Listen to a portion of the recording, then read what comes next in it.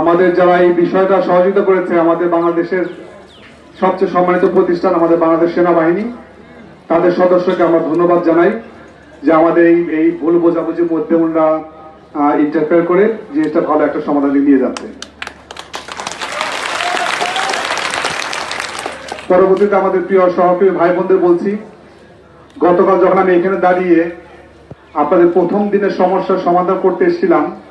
প্রথম আপনাকে আমি ধন্যবাদ দিয়েছিলাম সবাইকে, যে যতটুকু আন্দোলন করেছেন অত্যন্ত শান্তিপূর্ণভাবে সৌহার্দ্যপূর্ণভাবে করেছেন বলে আমি কিন্তু কালকে ধন্যবাদ দিয়েছিলাম। অত্যন্ত দুঃখের সাথে বলছি, আরএফএল এর প্রধান ব্যক্তি হিসেবে বলছি, আজকে ধন্যবাদ দিতে পারছি না, আমার ভাই এবং বোনদের ধন্যবাদ দিতে পারছি না। তো আমরা এক পরিবার সদস্য, আমি কিন্তু আপনাদের কখন ওয়ার্কার বলি না, সবসময় বলি সহকর্মী, সহযোদ্ধা, রাইট? সো তারপর যে কর্মকাণ্ডটা করলেন এটা কাঙ্ক্ষিত ছিল না, এবং এই কর্মকাণ্ডটা কিন্তু আপনারা শত শত হাজার হাজার মানুষ করেননি, মাত্র হাতে গোনা 5 থেকে 10 জন মানুষ করেছে। কিন্তু দিন শেষে কিন্তু বদনামটা কিন্তু আমার ঘরে এসছে, এখানে সবার ঘরে এসছে, এবং যারা আমাদেরকে সহযোগিতা করেছে তাদেরও কিন্তু মনে ব্যথা লাগলো যে প্রাণ আরএফএল গ্রুপ এমন না, আমরা তো কখন দেখিনি গত 40-50 বছরে, সেই কালিমাটা আজকে লাগলো। হাওয়েভার মানুষের ভুল স্বয়ং আল্লাহ ক্ষমা করে, আমরা ক্ষমা করতে প্রস্তুত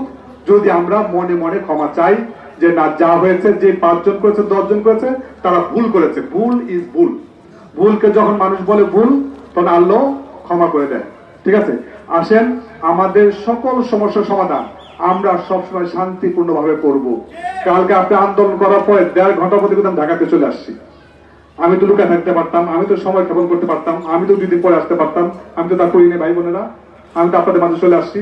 আমার অগাধ বিশ্বাস ছিল যে ভাই বোনদের দুঃখ আমি গেলে তাদের অনেক কিছু লাঘব হবে, এবং কালকে কিন্তু তাই, আমি যখন ছিলাম এখানে তারপরে কোন রকম ভাবে বিশৃঙ্খলা হয় নাই প্রথম থেকে লাস্ট পর্যন্ত, কিন্তু আজকে কিন্তু হয়েছে। এখন যেই পয়েন্টে হয়েছে, আপনাদের কালকে 25টা পয়েন্ট আমরা আপনাদের সমন্বয়কদের বলেছি, ব্যাখ্যাও দিয়েছি, তারা এই 25 পয়েন্টে খুব হ্যাপি। একটা পয়েন্টে খালি কনফিউশন ছিল, আজকে সারাদিন আমরা দেনদবার করেছি বাংলাদেশের বিভিন্ন প্রতিষ্ঠানের সাথে, আমাদের সকল প্রতিষ্ঠানের সাথে, যেন একটা কিছু ডিক্লেয়ার হলে সেটা যেন আবার উইথড্র করতে না হয়, আমরা সারাদিন সময় নিয়েছি। তারপর বলছি, যেহেতু এখানে বসে ঢাকার সমস্যার সমাধান করা যাবে না, সরকারের সমস্যার সমাধান করা যাবে না, অ্যাসোসিয়েশনের সমস্যার সমাধান করা যাবে না, এই জন্য আমরা আপনাদের কাছে এই সেপ্টেম্বর মাসটার 25 তারিখ তো বেতন হয়, 25 তারিখের আগে আমরা যে আপনার একটা মূল দাবি ছিল